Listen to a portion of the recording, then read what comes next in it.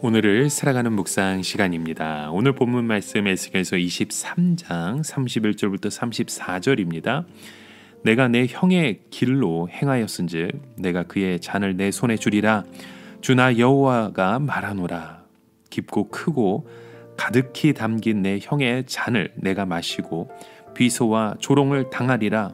내가 내 형 사마리아의 잔 곧 놀람과 패망의 잔에 넘치게 취하고 근심할지라. 내가 그 잔을 다 기울여 마시고 그 깨어진 조각을 씹으며 내 유방에 꼬집은 것은 내가 이렇게 말하였음이니라. 나 주 여호와의 말이니라. 우리는 때로 기도하면서 울 때가 있습니다. 은혜에 감격해서 울 때도 있지만 어떤 때는 나 자신의 모습이 불쌍해서 울 때도 있는 것입니다. 우리의 그 마음속에는 미래에 대한 불신도 있게 되죠. 또 현재에 만족하지 못하는 모습도 있게 됩니다. 그럼에도 불구하고 우리가 결사적으로 하나님의 말씀을 잡아야 하는 이유가 어디에 있습니까? 그것은 바로 우리 안에 있는 암세포 때문입니다. 우리가 세상을 따라가면 하나님의 말씀을 놓칠 수밖에 없습니다. 그 순간에 이 암세포는 확 커져버리게 되고 나중에는 말할 수 없을 정도로 우리를 비참하게 추악하게 만들어 버립니다. 우리가 아무리 죄에 유혹이 있고 타락한 본성이 있다 하더라도 말씀을 붙잡는 이상 이 암세포는 우리를 이기지 못합니다. 우리가 이것을 알기 때문에 바보스럽게 하나님을 믿을 수밖에 없는 것입니다. 우리가 말씀 외에 다른 것을 잡을 때 얼마나 화려하고 풍성하고 효과적으로 모든 것을 할 수 있다는 것을 알고는 있지만 단 하나 우리 안에 그 죄의 암세포는 이기지 못하는 것입니다.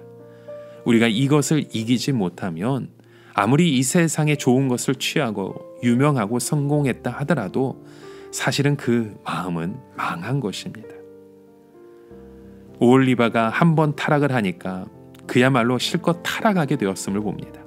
오홀리바의 인생은 그야말로 갈 때까지 간 인생이었죠. 그런데 이상한 것은 세상 사람들이 아무도 오홀리바를 사랑해 주지 않는 것이었습니다. 오홀리바는 자기들이 그만큼 세상에 맞추어 주고 다른 사람들의 사랑을 얻기 위해서 희생을 했다면 다 자기를 사랑할 줄 알았던 것이죠. 그러나 아무도 오홀리바를 사랑하는 나라나 사람들은 없었습니다. 왜냐하면 타락한 하나님의 백성들은 아무도 좋아하지 않기 때문입니다. 사람들이 타락한 여자를 좋아하는 것은 일시적으로 즐기려고 하는 것이지 진정으로 사랑해서 좋아하는 것은 아닙니다. 특히 세상을 따라간 하나님의 백성들이 술을 마시고 농담을 할 때 좋아할지라도 실제로는 세상 사람들도 이 사람들이 엉터리인 줄 알기 때문에 신뢰하지 않는 것입니다. 하나님의 백성들이 존경을 받으려면 끝까지 욕을 얻어먹으면서도 자기 위치를 지키고 자기 믿음을 지키는 것입니다. 그러면 끝에 가서 그 사람은 존경을 받게 되고 인정을 받게 됩니다. 그러나 세상을 따라가는 주의 종이나 교회는 결국 업신여김을 당하고 맛을 잃은 소금처럼 버림당하게 될 수밖에 없습니다. 결국 하나님의 백성들이 하나님의 말씀을 멀리하고 세상을 따라가면 그때는 자기 안에 있는 죄가 살아나서 자기를 파멸시켜버리는 것입니다. 이것을 세상 사람들이 다 알게 되었을 때 모두 돌아서게 되는 겁니다. 그러나 하나님의 심판은 이것으로 끝나는 것이 아닙니다. 여기에서부터 진짜 오홀리바에 대한 하나님의 뜻이 나타나게 됩니다. 그것은 바로 오늘 본문의 말씀에 나오죠. 오홀리바가 하나님의 그 진노의 잔을 마시게 된다는 것입니다. 하나님께서는 세상을 따라간 그 오홀리바의 코를 베어버리고 옷을 다 벗겨버린 후에 고난과 패망의 잔을 그 쓴 잔을 마시게 합니다. 이 잔이 얼마나 크고 깊은지 모릅니다. 특히 이 잔이 얼마나 쓰한지 모릅니다. 하나님께서 이 잔을 얼마나 강제로 억지로 마시게 하시는지 이 잔이 깨어졌는데 깨어진 조각까지 씹어 먹어야 했습니다. 그리고 그 잔이 얼마나 쓰고 고통스러운지 자신의 가슴을 쥐어 뜯는다고 했습니다. 그런데 사실 이것은요, 실제로 하나님이 치료하는 약이었습니다. 우리 속담에도 좋은 약은 입에 쓰다는 말이 있듯이 하나님께서 치료하시는 약은 너무나도 씁니다. 그러나 그 약을 조금이라도 덜 마시면 안 됩니다. 이스라엘 백성들은 애굽에서 나온 후에 광야에서 하나님을 원망했다가 40년을 광야에서 도래야만 했습니다. 그때 그 고난의 잔이 얼마나 썼으며 얼마나 후회스러웠습니까? 그러나 그들은 40년을 꼬박 광야에서 돌아야만 했던 것입니다. 그렇게 했을 때 그들의 마음속에 있던 세상을 사랑했던 마음이 몸에서 빠져나가게 되었던 것이죠. 지금 오홀리바는 세상을 사랑하는 마음을 버리기 위해서 70년을 꼬박 바벨론에서 포로 생활을 해야 하는 것입니다.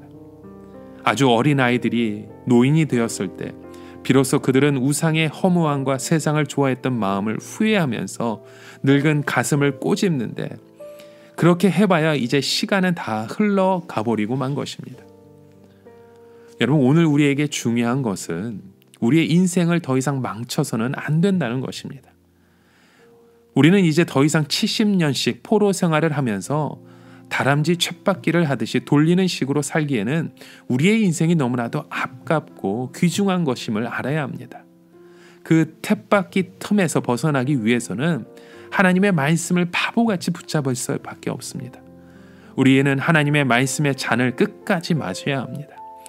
그 짧은 시간에 세상을 따라가는 것이 쾌락인 것 같고 즐거움인 것 같지만 실제로는 나의 삶이 망하는 것이고 고통의 씨앗을 뿌리는 것을 여러분 꼭 기억하십시오.